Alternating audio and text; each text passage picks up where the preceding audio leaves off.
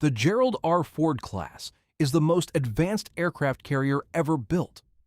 Ford-class carriers displace approximately 100,000 tons at full load, stretch over 1,100 feet in length, and are powered by two A-1B nuclear reactors capable of generating 3 times the electrical output of the Nimitz-class ships they are replacing. That electrical surplus exists for a specific reason. The Electromagnetic Aircraft Launch System, or EALS, replaces the steam catapult system that has defined carrier aviation for decades. EALS allows for more precise control over the energy applied during launch, which reduces airframe stress and theoretically extends the service life of embarked aircraft. The Advanced Arresting Gear System handles recovery. Together, these systems are designed to increase sortie generation rates, the number of aircraft launches a carrier can execute per day, by a significant margin over legacy carriers. The Ford class is also built with future weapons integration in mind, specifically directed energy systems and railguns, though neither is currently operational aboard the ships. The lead ship, USS Gerald R. Ford CVN-78, was commissioned in 2017 but spent years working through reliability issues with EALS and the Advanced Arresting Gear before being certified for sustained operations. Those problems have largely been resolved as of recent operational cycles. USS John F. Kennedy CVN-79 is the second ship of the class and has completed builder's trials. Additional hulls are in various stages of construction. Ford-class carriers are not intended to operate alone, so they deploy as the centerpiece of a carrier strike group, typically accompanied by one or more cruisers, multiple destroyers, attack submarines, and a logistics vessel. The carrier itself carries no offensive missiles of its own. Its striking power is entirely a function of its air wing, which means the ship's combat effectiveness is tied directly to the number, type, and readiness of aircraft aboard at any given time.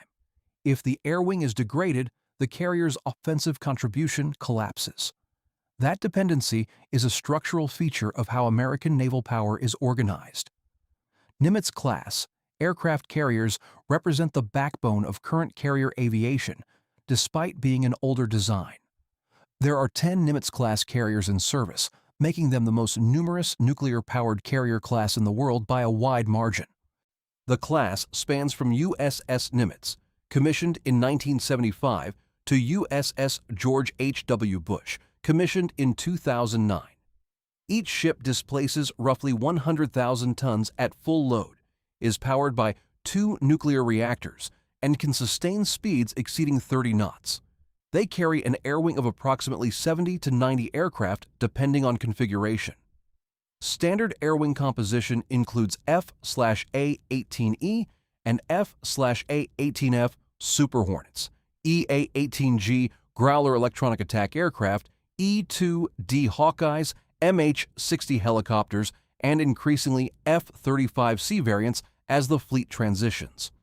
Each carrier also carries a small defensive missile battery and close-in weapon systems, but these are last resort defenses. The Nimitz class is not designed to fight its way to a target. It is designed to project air power from a position of relative safety, relying on its strike group and air wing for both offense and defense. The ships have undergone multiple modernization cycles through their service lives. Refueling and complex overhauls, which occur roughly at the midpoint of each carrier's expected 50-year service life, include nuclear refueling and significant systems upgrades. Nimitz-class carriers are slower to generate sorties than the Ford class due to their steam catapult systems, but steam catapults are proven and reliable. The older carriers lack the power generation margins of the Ford class, which limits future weapons integration. As Ford-class hulls enter service, Nimitz-class carriers will decommission on a one-for-one basis, though the precise timeline depends on budget cycles and construction pace. During any transitional period, the fleet may operate below its nominal carrier count, which is a planning constraint the Navy manages through deployment scheduling and forward presence agreements. Arleigh Burke-class destroyers are the workhorse surface combatants of the U.S. Navy and among the most capable destroyers operating anywhere in the world. The class has been in production since 1991 and continues to be built today, making it one of the longest continuous production runs of a major surface combatant in American naval history. There are over 70 ships in commission, with additional hulls under construction. The Arleigh Burke class is divided into flights. Flight 1 and 2 ships are older variants. Flight 2A ships introduced a helicopter hangar for 2 MH-60 helicopters and modified radar and weapons configurations. Flight 3 ships, which began delivery in recent years, represent the most significant upgrade to the class and are distinguished primarily by the AN/SPY 6 Air and Missile Defense Radar, also called AMDR. The SPY-6 provides a substantial improvement in sensitivity and tracking capability over the legacy SPY-1D radar, allowing the ship to detect and engage a broader range of threats at greater range and at lower observable signatures. Each Arleigh Burke carries 96 Mark 41 vertical launch system cells. These cells can be loaded with a mix of Standard Missile 2 and Standard Missile 6 for air defense, SM-3, Block IB for ballistic missile defense, Tomahawk land attack, cruise missiles, ASROC anti-submarine rockets, and in the future, potentially hypersonic strike weapons. The mix of weapons loaded determines what role the ship can perform on a given deployment. A destroyer configured heavily for ballistic missile defense will have fewer cells available for land attack or anti-submarine loads. That's a fundamental constraint of the vertical launch system. The weapons are loaded before deployment and cannot be easily swapped at sea. Arleigh Burke destroyers operate as both independent combatants and as escorts for carrier strike groups. In the escort role, they provide layered air and missile defense, using their radar and weapons to extend the carrier's defensive envelope. In independent operations, they conduct surface warfare, anti-submarine warfare, and land attack. They are also the primary platform for ballistic missile defense at sea under the Aegis Ballistic Missile Defense Program, a mission that has driven significant operational demand and extended the operational tempo of individual ships in the class. Ticonderoga-class cruisers are the senior surface combatants in the fleet and the only ships designated as cruisers currently serving in the U.S. Navy. 22 were commissioned between 1986 and 1994. Though the number in active service has declined in recent years as older hulls have been decommissioned. The Ticonderoga class was built on the Spruance-class destroyer hull but equipped with the Aegis Combat System and SPY-1B radar from the outset, making them the first purpose-built Aegis cruisers. And each ship carries 122 Mark 41 vertical launch cells, more than an Arleigh Burke, and is capable of simultaneously tracking and engaging multiple airborne threats while coordinating the air defense of an entire strike group. In carrier strike group operations, the cruiser functions as the air defense commander, with its Aegis system serving as the primary sensor and engagement coordination node. The cruiser's Aegis suite can queue and control engagements beyond its own weapons range, directing the missiles of escorting destroyers. The Ticonderoga class has faced a difficult procurement situation for over a decade. The Navy has attempted to retire older hulls in the class on multiple occasions, citing high maintenance costs and aging systems. But Congress has repeatedly intervened to extend service lives. The ships are capable but increasingly expensive to maintain, and their systems are in varying states of modernization depending on when individual ships last underwent overhaul. The long-term plan calls for the Large Surface Combatant Program, a future successor that would replace both the Ticonderoga cruiser and eventually Arleigh Burke destroyers with a new hull optimized for the modern threat environment. That program remains in early development.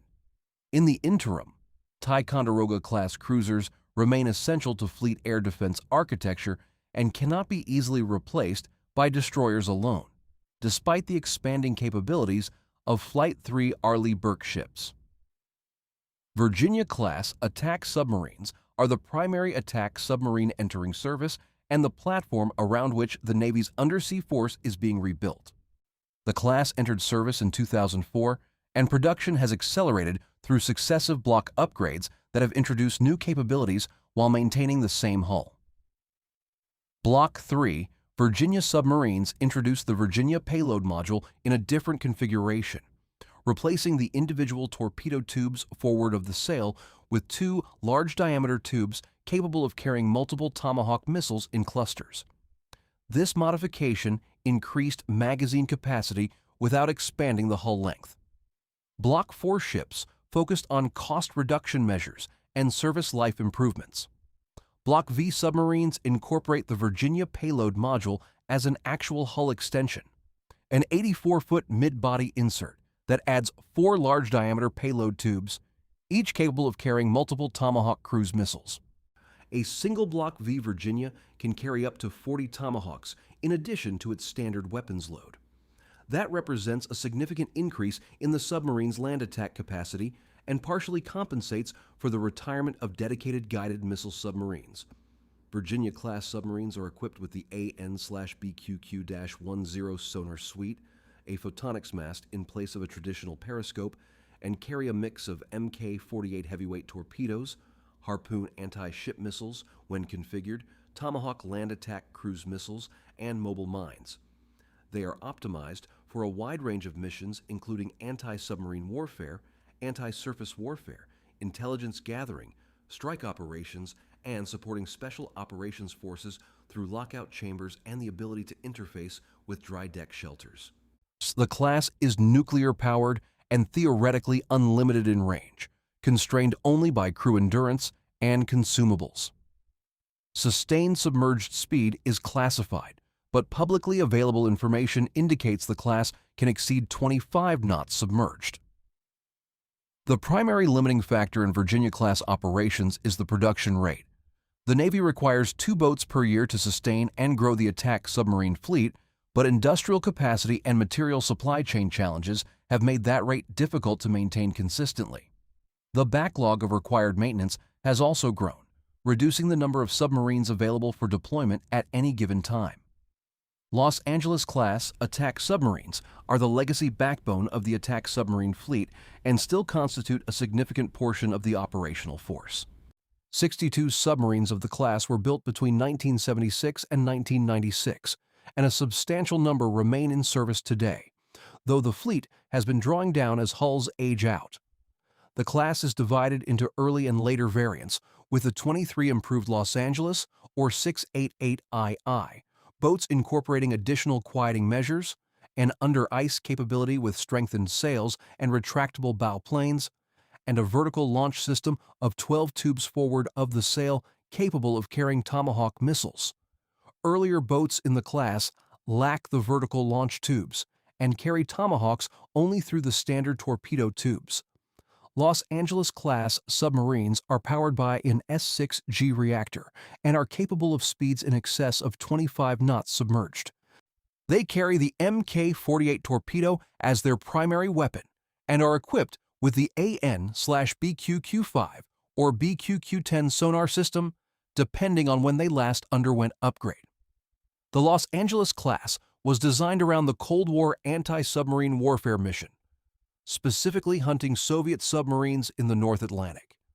That mission set emphasized speed and acoustic quieting. The submarines are capable platforms, but they are aging, and maintenance demands increase as hulls approach and exceed their original design service lives. The Navy has managed service life extensions on some boats, but these are not indefinite solutions. Each Los Angeles-class submarine that decommissions without a Virginia-class replacement in service represents a net reduction in the attack submarine fleet. Given that the Navy's force structure goal calls for a minimum attack submarine count significantly above current levels, the loss of Los Angeles-class boats before Virginia-class production fills the gap is a sustained problem. The submarines remain operationally relevant in less contested environments and in roles where their specific capabilities, including special operations support and intelligence collection, are prioritized. Ohio-class guided missile submarines, designated SSGN, represent one of the more creative adaptations in recent American naval history. 4 Ohio-class hulls, USS Ohio, Michigan, Florida, and Georgia, were converted from ballistic missile submarines to guided missile submarines beginning in the early 21st century following the START Treaty, which required the United States to reduce its nuclear-armed submarine count. Rather than decommission the boats outright, the Navy converted them. Each SSGN had its 24 Trident missile tubes repurposed. 22 of the 24 tubes were modified to carry up to 7 Tomahawk cruise missiles each, giving each submarine a potential magazine of 154 Tomahawk missiles, a strike capacity that no other submarine class comes close to matching. The remaining 2 tubes were converted to lockout chambers for special operations, forces insertion, and extraction. The SSGN conversion also added enhanced command and control facilities, making the boats capable of functioning as an undersea command node for special operations missions. In that role, the submarine can carry upward of 66 special operations personnel in addition to its crew. Each submarine can simultaneously maintain multiple swimmer delivery vehicle operations and provide connectivity for forces ashore. The SSGN capability is significant, but it faces a terminal problem. All 4 converted submarines are approaching the end of their service lives. They were built in the 1980s, and the conversions did not meaningfully extend the underlying hull's life. As these ships decommission, a process that is already underway, the Navy will lose a combined strike capacity of over 600 Tomahawk missiles and a dedicated special operations insertion platform. Block 5 Virginia-class submarines are intended to partially compensate for the Tomahawk capacity loss, but the special operations mission set and the sheer magazine depth of the SSGN are difficult to replicate within a conventional attack submarine hull. No direct replacement program currently exists. Ohio-class ballistic missile submarines, designated SSBN, are the sea-based leg of the United States nuclear triad and among the most survivable strategic assets the country operates. 14 Ohio-class SSBNs are in commission, with 12 considered operational and 2 typically undergoing refueling and overhaul at any given time. Each SSBN carries up to 20 Trident 2D5 ballistic missiles. Each Trident 2D5 can carry multiple independently targetable reentry vehicles. The missiles have a range in excess of 7,000 miles and are accurate to within a small number of feet at intercontinental distances. A single Ohio-class SSBN on patrol represents a strategic deterrence capability that could deliver nuclear warheads to dozens of targets across a continent. Their deterrence value is derived almost entirely from their survivability. A submarine that cannot be located cannot be preemptively destroyed, which means an adversary can never be certain that a first strike has eliminated the retaliatory capacity.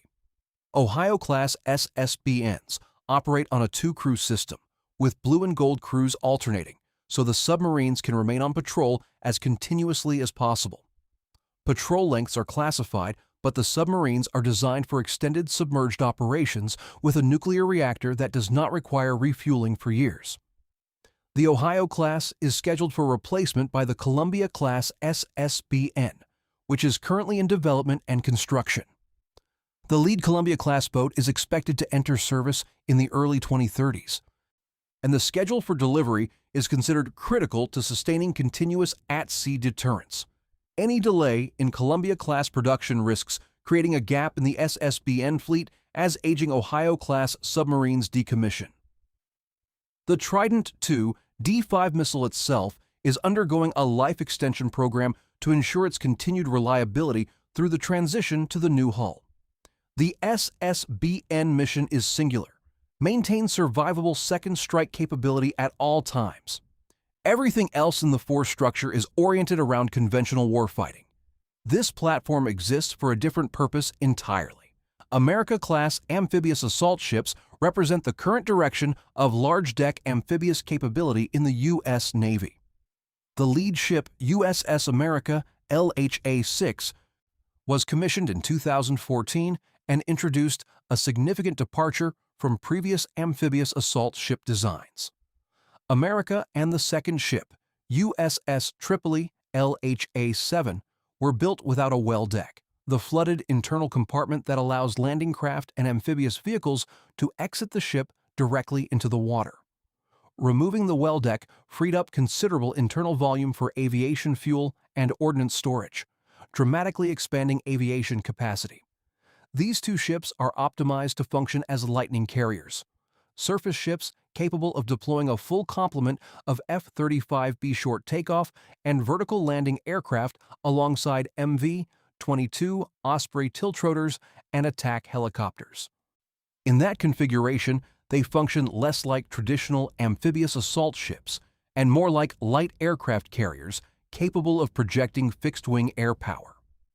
USS Bougainville, LHA-8, and subsequent America-class ships reintroduced the well deck, responding to Marine Corps criticism that the early ships sacrificed too much amphibious capability in favor of aviation emphasis. The restored well deck allows these ships to deploy landing craft air cushion vehicles and other surface connectors, restoring the ability to conduct traditional amphibious landings. These ships are large, over 850 feet in length, and displacing approximately 45,000 tons at full load, and they operate with Marine Expeditionary Units embarked, the Marine Aviation Complement, the ground forces, their vehicles, and the ship's crew together constitute a self-contained expeditionary force capable of operating for extended periods without external resupply. The ship's self-defense suite includes RAM and CIWS, but like all large surface combatants, it depends on its escort and organic air assets for the bulk of its defense. Its value as a target to an adversary is comparable to a carrier, and it requires similar levels of protection. San Antonio-class amphibious transport docks provide the second tier of the Navy's large amphibious ship inventory.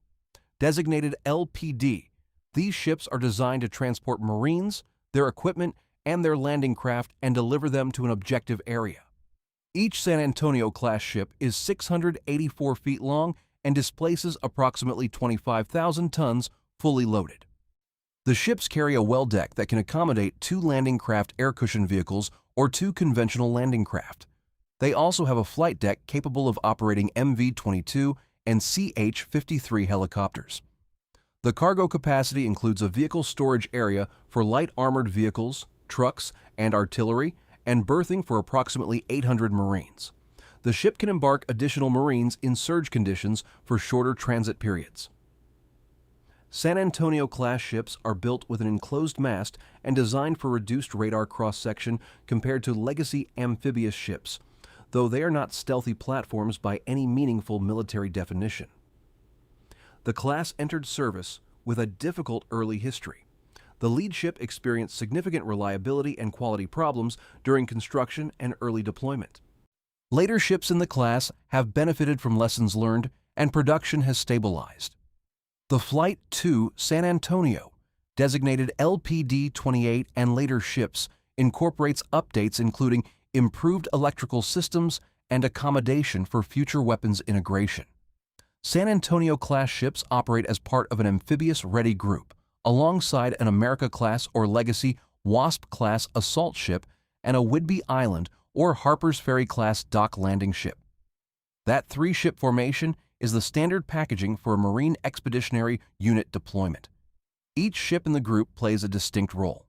The large deck provides aviation and command, the LPD provides additional lift and well deck capacity, and the LSD provides vehicle and cargo capacity with its own well deck.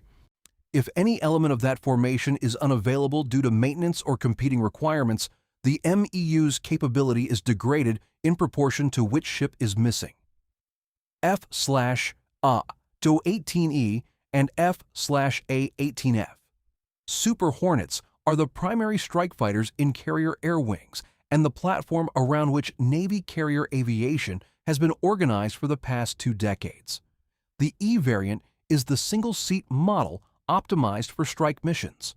The F variant is a 2-seat model that adds a weapons systems officer and is often employed in the air superiority, electronic attack coordination, and advanced targeting roles. Both variants are large aircraft relative to the legacy F/A-18C they replaced, with approximately 25% more internal fuel capacity, a strengthened airframe, and enhanced avionics. The Super Hornet was designed with growth margins to accommodate successive upgrades, and the aircraft in service today have absorbed multiple capability packages, including the advanced Super Hornet enhancements, conformal fuel tanks, an enclosed weapons pod, and updated sensors on some aircraft, though fleet-wide adoption of all advanced features has been incremental. The Super Hornet's combat radius on internal fuel is approximately 450 nautical miles, though this varies significantly based on weapons load and mission profile. That range has been a persistent operational concern as adversaries develop anti-access and area denial systems with reach that can threaten carriers at ranges beyond the Super Hornet's unrefueled strike radius. The Navy has relied on the F/A-18E in the tanking role, where one Super Hornet is loaded with external fuel tanks and transfers fuel to strike aircraft to extend effective combat range. That solution works but consumes aircraft and sortie capacity. The Block 3 Super Hornet upgrade, which is being incorporated across the fleet, adds a distributed aperture system, advanced cockpit with larger area displays, enhanced networking, and an upgraded radar system. It also adds a new mission computer and a conformal fuel tank installation that improves range without relying on drag-producing external tanks. The Super Hornet is the bridge between legacy carrier aviation and the F-35C future, and it will remain in service into the 2030s and likely beyond. The F-35C is the carrier variant of the Joint Strike Fighter and the platform the Navy is introducing to provide low observable capability to carrier air wings.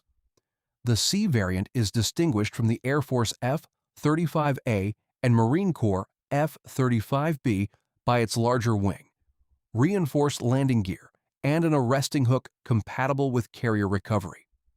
The larger wing provides additional lift at low speeds, which is essential for carrier approaches and increases fuel efficiency over the other variants. The F-35C carries its weapons internally in two weapons bays when operating in its low observable configuration. Internal carriage preserves the aircraft's radar cross-section signature. When low observability is less critical, the aircraft can carry weapons on external hardpoints, significantly increasing total weapons load at the cost of its stealth advantage. The F-35C's combat radius in internal fuel-only configuration is approximately 670 nautical miles, a significant improvement over the unrefueled range of the Super Hornet.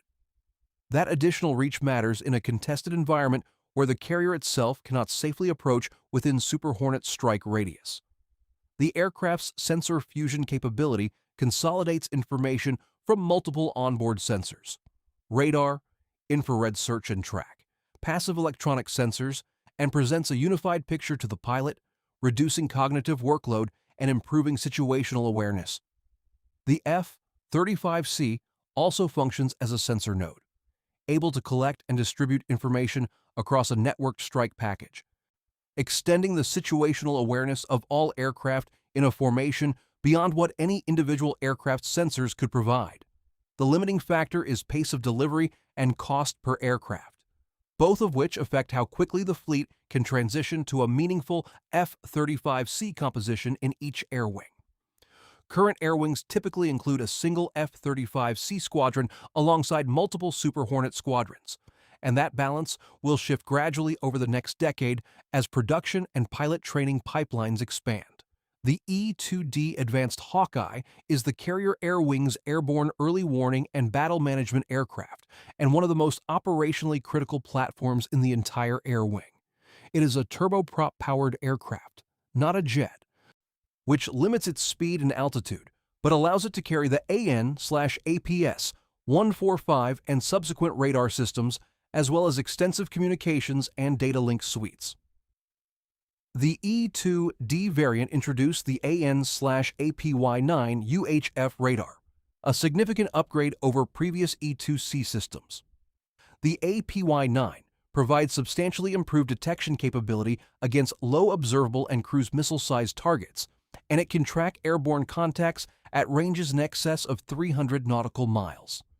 The aircraft also carries an updated mission computer system that allows its crew of 3 mission specialists to simultaneously manage air defense, direct strike packages, coordinate tanking, and act as a communications relay between the carrier and aircraft operating at extended ranges. Critically, the E-2D Advanced Hawkeye was designed to support the Cooperative Engagement Capability Network. CEC allows the aircraft to pass targeting quality data, precise enough for a missile engagement, to surface ships, giving Aegis-equipped cruisers and destroyers the ability to engage threats that are below their own radar horizon by using the Hawkeye's elevated sensors as a targeting source. That means a destroyer sitting below the radar horizon of an incoming sea-skimming missile can still engage it using Hawkeye-provided tracked data. The system requires continuous data link connectivity to function.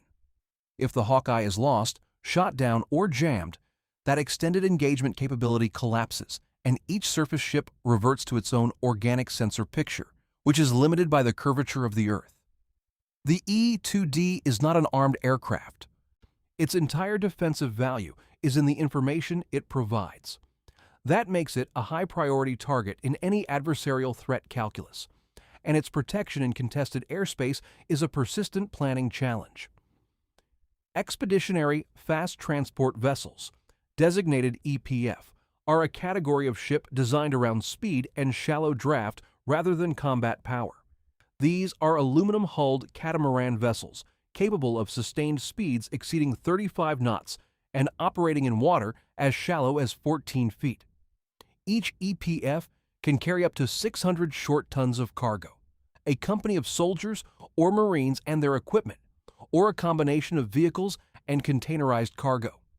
The ships are designed for rapid intra-theater transport, moving forces and supplies between ports and austere landing areas within a theater of operations faster than conventional cargo ships. They are not combatants. They carry no significant defensive weaponry and are not designed to operate in contested maritime environments. Their value is operational, getting people and equipment where they need to be quickly, in places that deeper draft ships cannot access. EPFs have been used in humanitarian assistance operations, medical support missions, and logistics runs across the Pacific, the Caribbean, and other operating areas. The Army has used them as part of multi-domain operations concepts in the Pacific to rapidly reposition forces between island chains. They can operate from austere ports with limited infrastructure, which expands the range of locations from which ground forces can be supported. Their limitation is straightforward. They are soft-skinned, fast, and lightly armed vessels that would not survive in a contested maritime environment against any serious surface or air threat. They belong in the rear or in permissive environments, moving quickly to deliver their cargo before exposure becomes a liability. John Lewis-class fleet replenishment oilers, operated under Military Sealift Command, provide the fuel, dry cargo, and ammunition that sustain carrier strike groups and other naval formations during extended operations at sea. Underway replenishment is a capability that most navies in the world do not possess at meaningful scale, and it is a foundational enabler of American global naval reach.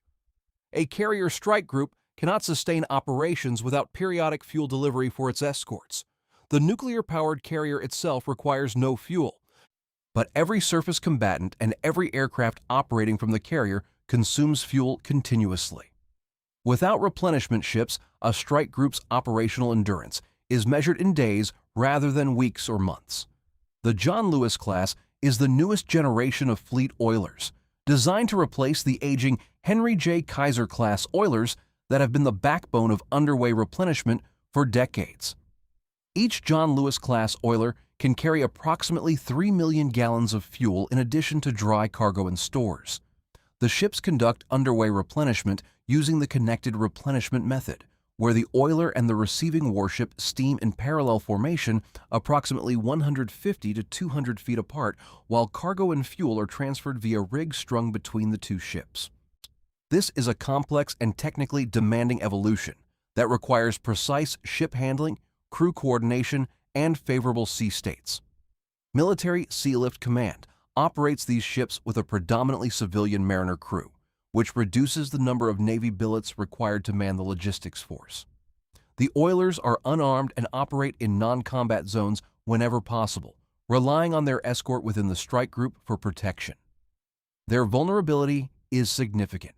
A successful attack on a fleet oiler does not just destroy a logistics asset, it degrades the endurance and operational tempo of every ship that depends on that oiler for fuel. In a protracted, high-intensity naval conflict, logistics ships become high-value targets for adversaries seeking to exhaust American staying power rather than defeat American warships in direct combat.